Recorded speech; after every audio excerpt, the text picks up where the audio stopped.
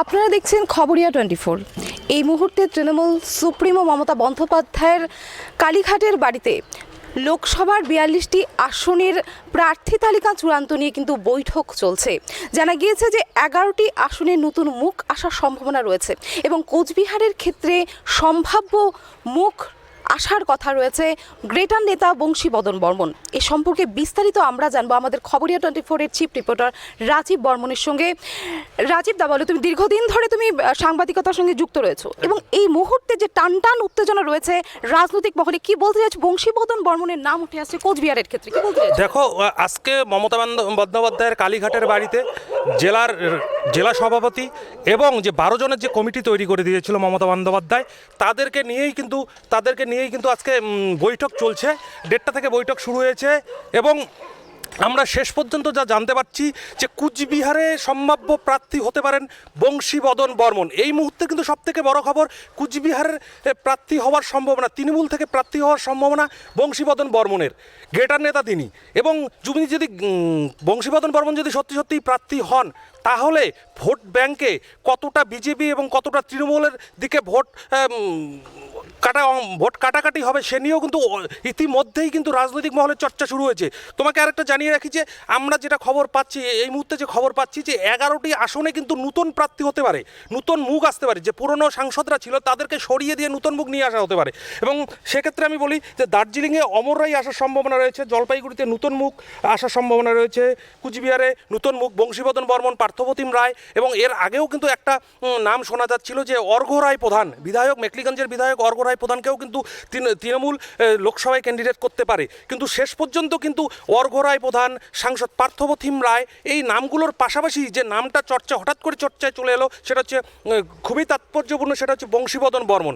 আর তুমি হয়তো জেনে থাকবে যে 2009 সালে কিন্তু বংশীবদন বর্মন জেল থেকে লড়াই করেছিল এবং 2014তেও তিনি লড়াই করেছিলেন এবং 16 উপনির্বাচনে তিনি কিন্তু তৃণমূলকে সমর্থন করেছিলেন, গ্রেটার তৃণমূলকে সমর্থন করেছিল। সেবার কিন্তু দাঁড়ায়নি, কিন্তু এবার লোকসভা নির্বাচনের আগে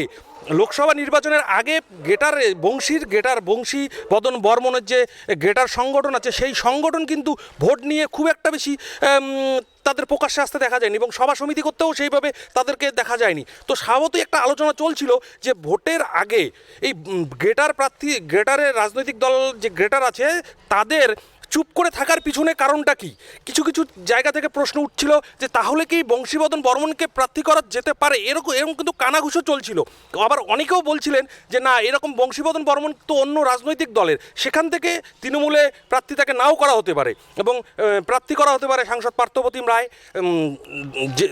বিধায়ক অর্ঘ্য রায় প্রধান, এবং আরও 2-1টি নতুন নাম উঠে এসেছে।